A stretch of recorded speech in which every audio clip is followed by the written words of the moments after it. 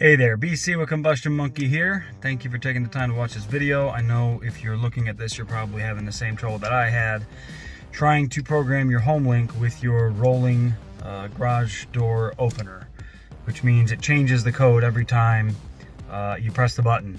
And it has to kind of be paired between the Homelink device and your garage door opener for it to know it's a trusted device so that it can open it.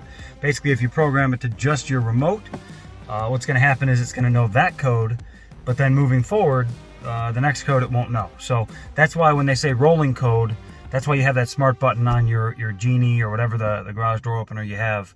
That's why you have that, so that you can pair them and make them trusted. So I'm going to walk you through exactly what I did and why I failed at this, and I'm sure you probably had the same problem.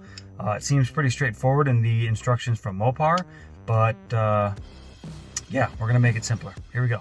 Okay, step one, first and foremost, make sure that whatever's programmed in there is no longer programmed. So hold down, make sure you press them tight. Hold down the outside buttons, number 1 and number 3, until you see it blinking rapidly.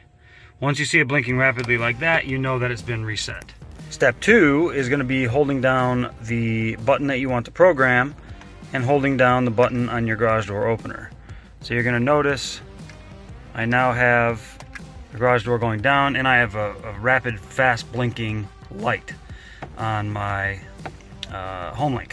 So now step 2, and what I didn't realize is you actually have to do that. You have to program your remote, because if you don't do that, then it doesn't know what frequency to look for when it comes to your smart button. So now what we're going to do is we're going to go over here to, I have a LiftMaster. We're going to press that red button. It's going to be solid. Now we're going to run back here to the Jeep. Got 30 seconds or so to do this. And we're going to go 1 second, 2 seconds, let go. 1 second, 2 seconds. Now it's locked in. As you'll see, my light it was flashing. You didn't see that, but now I'm going to go ahead and press it. Boom. And look what we got. So yeah, hopefully that helped you out. I know that I struggled with this thing for probably 20 minutes yesterday. I'm like, I have no idea what I'm doing. So I think at this point you should be all set, and hopefully this video helped you out. I think the MOPAR one was extremely clear. I just don't think I followed directions necessarily well. Looking back at it, I probably should have done all the steps, because they said, oh, if you do this portion, you have to go this far in order to make the rolling garage code work. So all good though. Hopefully you enjoyed this. Please subscribe if you want more stuff like this about the Jeep Gladiator.